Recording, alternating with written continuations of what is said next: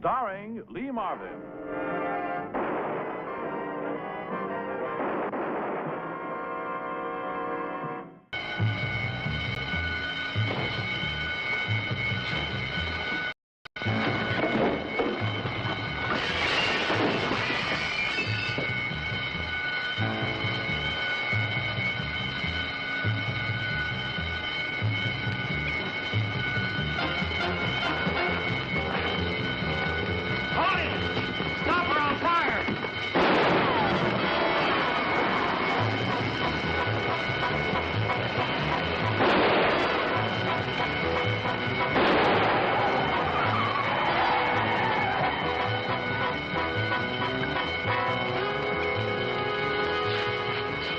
You hurt bad?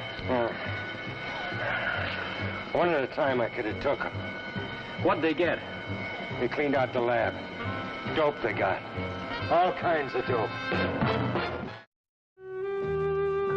There have been a long series of narcotic burglaries. Drugstores, hospitals, doctors' offices, and now a downtown college of pharmacy. The patrolman who had chased the burglars had shot a hole in one of their tires. The car was found only 3 blocks from the scene of the robbery. Although the registration slip was gone, we got the license number. 27 minutes after the crime was committed, we were on the case with the lead to the owner of the car. My name is Frank Ballinger, Detective Lieutenant M Squad, a special detail of the Chicago Police.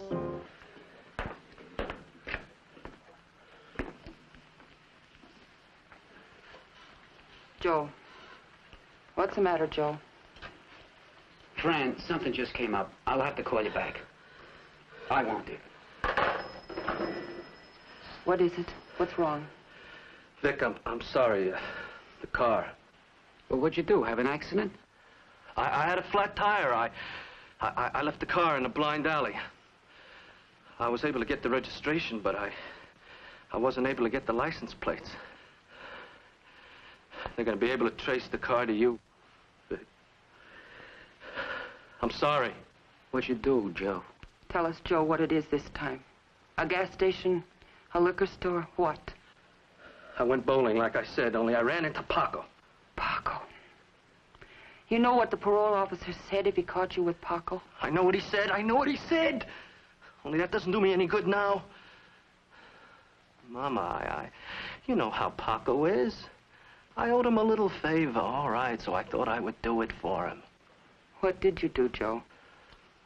I broke into the lab at your college, Vic. The college? I thought it was such a cinch. It was a bust. Oh, Vic, you gotta help me. If you don't, I'm dead.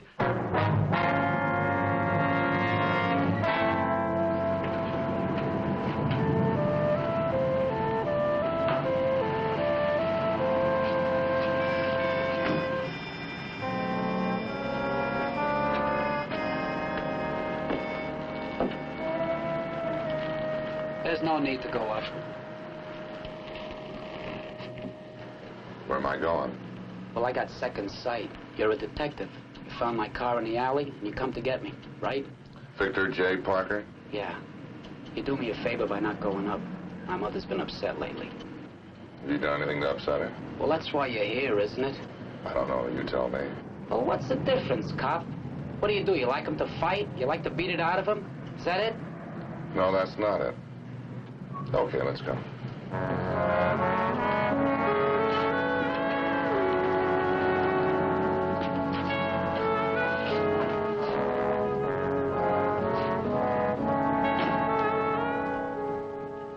I thought it was right. But to see him go away with a policeman, I don't know now, Joe. I don't know. He'll be okay, Ma. I'll get him a lawyer first thing tomorrow morning. A good one, a real mouthpiece. It's a terrible thing. A young boy could ruin his life. Oh, they'll go easy on him, Ma. He's clean. He's got no record. He's only 22 years old. You should know what it's like to be clean. No record, 22 years old. Oh, don't worry, Ma. Everything is going to be all right. You wait and see. Listen, I better get back down to the bowling alley. They're going to be checking up on me. You get that lawyer before you do anything. You hear me? Sure. First thing tomorrow morning.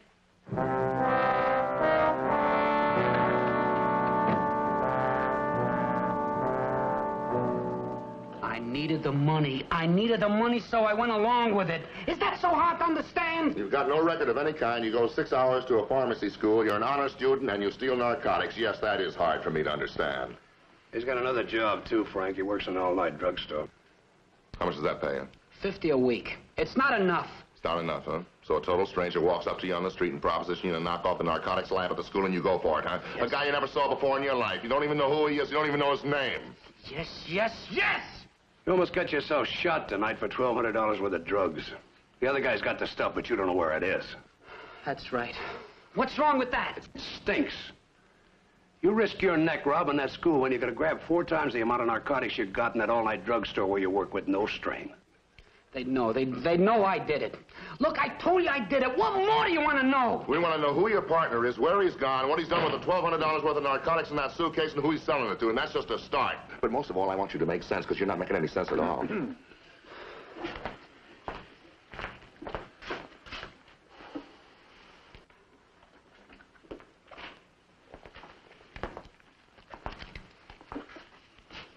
Pulaski. That's beginning to make some sense. Victor J. Pulaski. Park is my legal name. When'd you change it? About 5 years ago. Why? I didn't like the name Pulaski. Your brother's Joe Pulaski, 3-time loser. He had nothing to do with this. Where was he tonight while you were doing this? I dropped him off at the Lundin Bowling Alley around 9. And you haven't seen him since, huh? No, I I haven't. suppose that he was at that bowling alley the whole time you were knocking off that lab, huh? Yes, yes, yes! All right, all right. This could go on all night. Harrison. Take him down to the tank, let him cool off. Maybe feel like talking later on. Let me know how he responds down there. All right, out.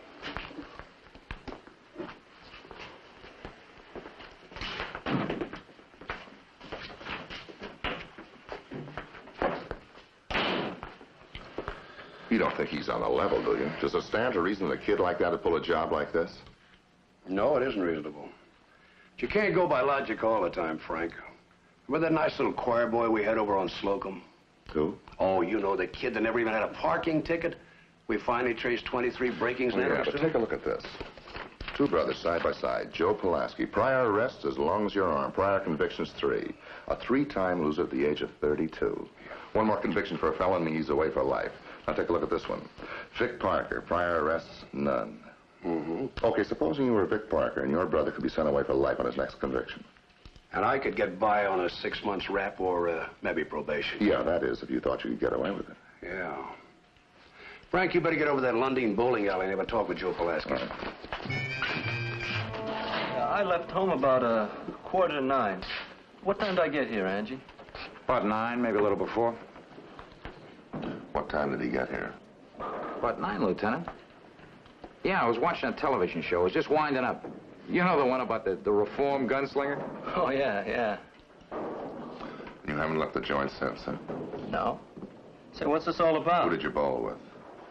Gee, I don't remember. What was his name, Angie? Porky. That's the way I know him. Yeah, I just met him tonight myself.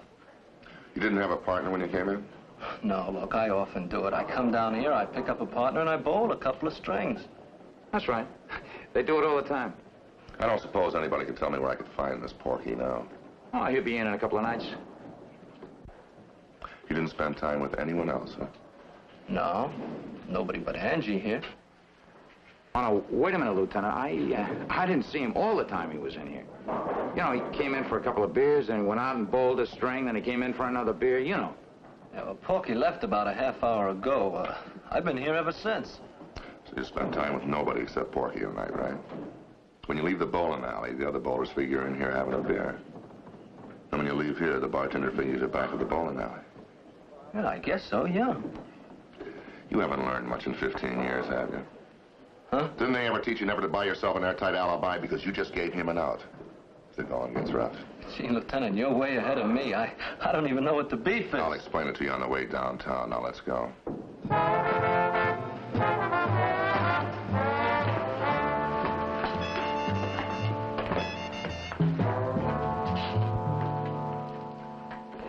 Joe wasn't there. How many times do I have to tell you he had nothing to do with it? Why don't you get it through your head? He wasn't there. He had nothing to do with it. He made a mistake, so he's got a record. But he's straight now, do you understand that? He knows nothing about this. I did it, me, Vic Pulaski. I needed the money, I took the man's proposition. Now will you lay off me? I'm sorry I caused you so much trouble, Joe. That's okay, kid. I keep telling them, but they won't believe me. He was at the bowling alley all the time, with the bartender there as everybody's pal. Sure. All right, take your coat and shirts off, both of you. Huh? Just take them off, huh? What's this all about? Just do what the lieutenant tells you.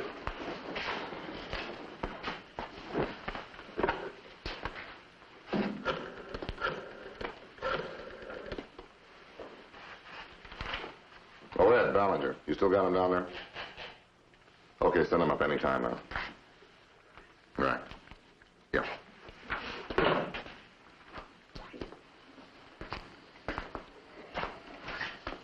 Okay, sit down.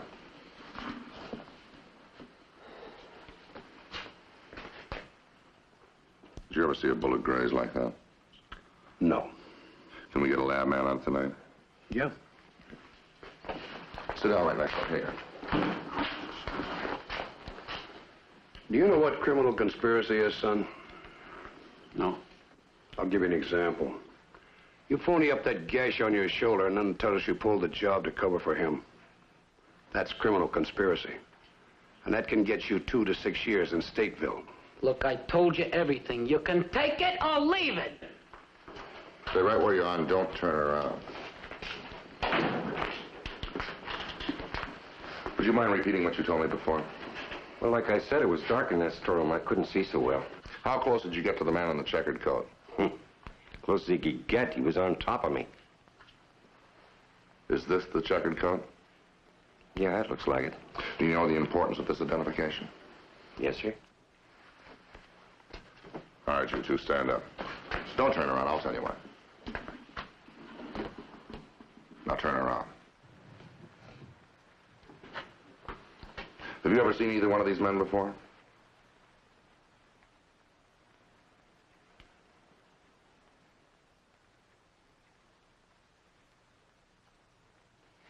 Yes, I have. Which one? That one. He's the man in the checked coat. You willing to testify to that in court under oath? You bet your boots I am. This is the guy. I'm positive. The janitor's identification of Vic was questionable, to say the least. A man flat on his back in a dark room is not the best witness in the world. But the bullet graze was something else again. The bullet came from behind, fired from about shoulder high. You could see by the way the fibers were bent. The lab technician felt the bullet could have made the graze, but the evidence wasn't conclusive enough to stand up in any court. Well, you think we ought to get the kid up here again? I don't see what good it'll do. No. Harrison said the kid acted like he was in for the first time when he took him down the tank. Well, I could have told you that in the beginning. Yeah. Well, maybe sitting down there in that tank with those winos and the rest of those creeps would give him a change of heart. If the setup is what we think it is. Yeah. Well, why don't we get him up here again? All right, go ahead.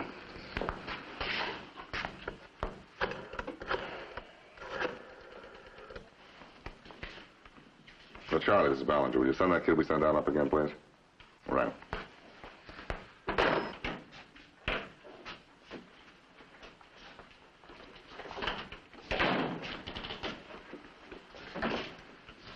You got anything more to tell us, Parker? I told you everything. How'd you like your stay in the tank? You know, I can tell you one thing, Vic. Our tank is like a Sunday picnic. But you'll find that out when you get to Stateville. You still want to go through with it? Look, Lieutenant, you can take me in here 50 times, and 50 times I'll tell you the same thing. Now, why wear ourselves out? Anyway, I got a right not to talk until I get a lawyer. And in the morning, I get a lawyer. Grave. Yeah. Well, what about it? Are you sure? Well, look, if it isn't abrasion, what is it? Oh, I see. All right, thanks. Who was that? Medical examiner. What's he got? Says that mark on the kid's shoulder isn't a bullet graze. It's a burn. Well, looks like we're in business again. Huh?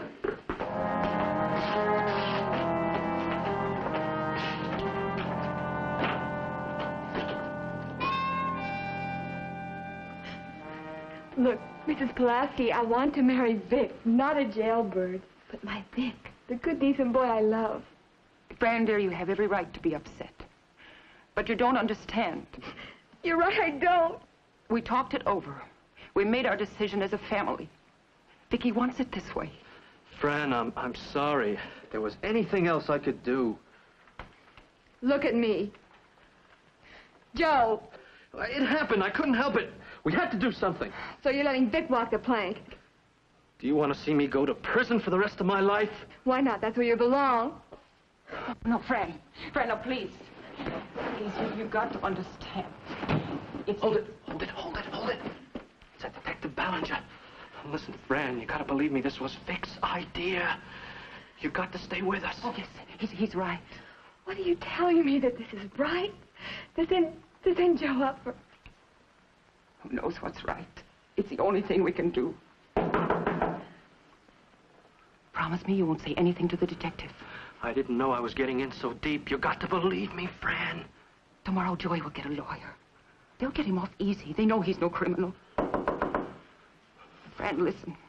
When Joey is just 13, he has to go to work already to get us bread for our mouths. Vicky and me. Vicky's just a little boy. You must understand, Vicky feels this way for Joey. He wants to do it.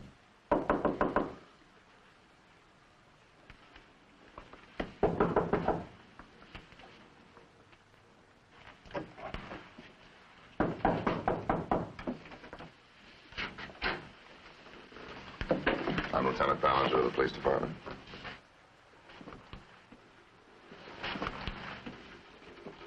That's Vicky's girl. You'll excuse her. She's upset.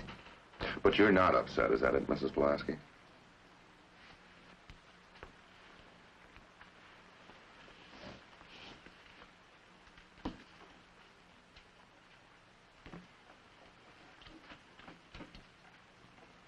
Is this how you did it? Did what? Made that mark on Vic's shoulder. Mark? I made no mark. Well, that mark's there to stay. He's finished. But I guess you figured all that out and weighed it ounce by ounce. Balanced Vic's future against Joe's. The three-time loser who's going to spend the rest of his natural life at Stateville. You're willing to sacrifice Vic's future so Joe can wander around a free citizen for a few more months, huh? Well, that's all it amounts to, you know that. Lieutenant, you got no right talking to my mother. Answer me just one thing. How do you think the law ever got written? The one that states that a man is a habitual criminal after his fourth conviction for a felony, that he'll spend the rest of his natural life in prison.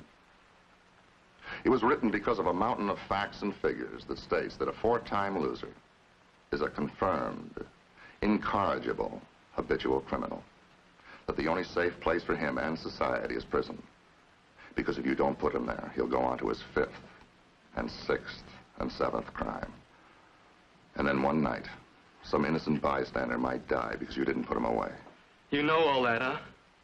You know how a man is going to act. You can look inside of a man's head and tell, huh? I don't know what goes on inside of your head. But I've got your record right here. You want to hear it? Pretty simple.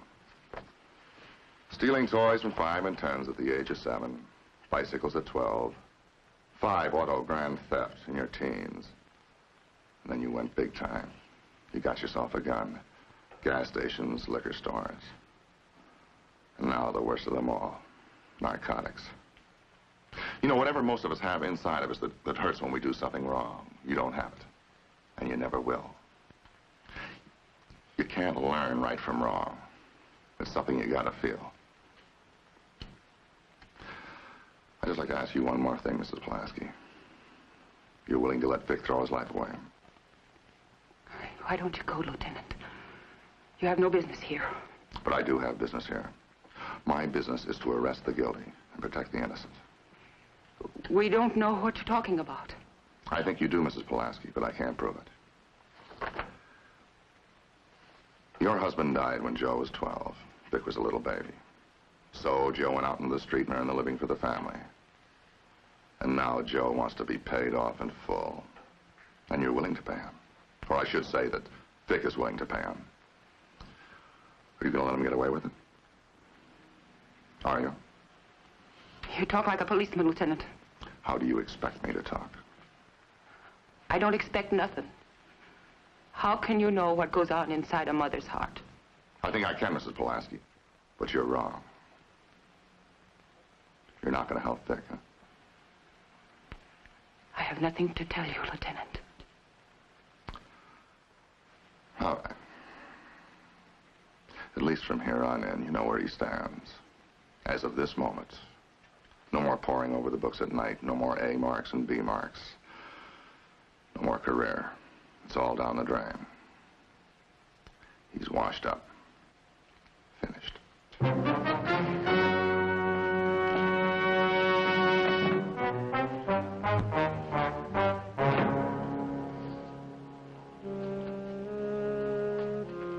Mama, I don't know what to do.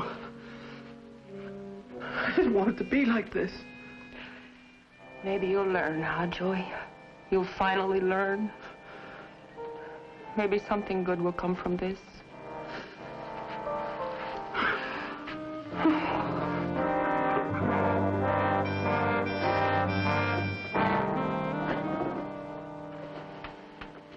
Paco. Yes, everything's all right. Listen, we're at the 4 a.m. out of Detroit, huh? Yeah. Yes, everything's all right. Listen, have you got the stuff? Yeah, okay. Meet me down at the train station in 20 minutes, okay? Yeah, right, okay. Detroit? Mama, there's something I had to tell you. I don't care what you had to tell me. You're going to Detroit to find a lawyer? Well, we got lots of lawyers in Chicago, Joe. And we want one at the jail the first thing in the morning. Look, Mama, Maybe it's not a lawyer you're talking about. Maybe there ain't no such lawyer. Maybe you're running out on Vicky, huh? Maybe the lieutenant was right.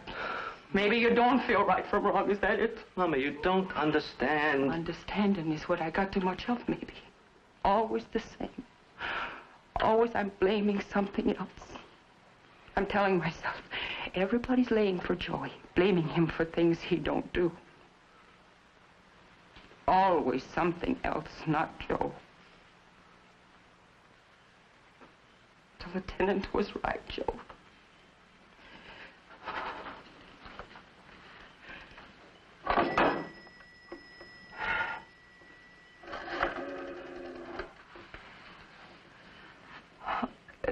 Give me police headquarters. Mama, put down that phone.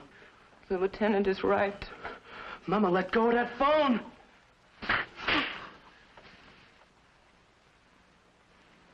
Go ahead. Hit me again, Joe.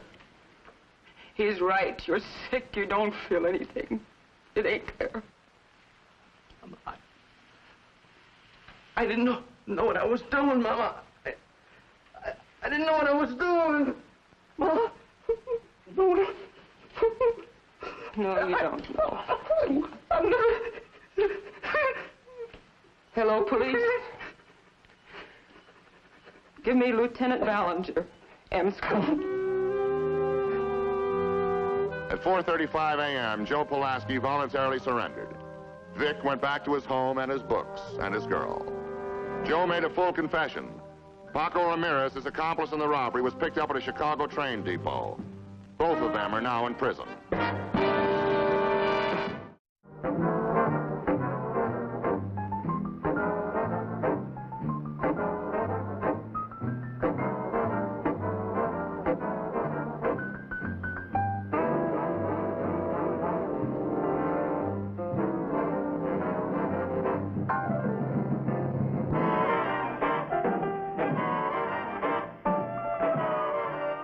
Squad.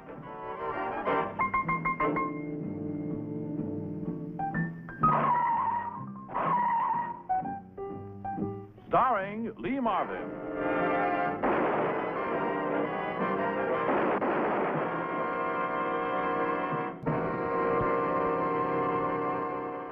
Hi, folks. I'm Frank Ballinger, Detective Frank Ballinger from the M Squad. You know, the most popular show on television. I'm here to give you kiddos a little advice. What you need to do is to like and subscribe, and take the big jump and hit that notification bell so you'll get notified when new content is released. Don't be a spaz. Like and subscribe. Captain Gray will be awfully happy if you do, if you know what I mean.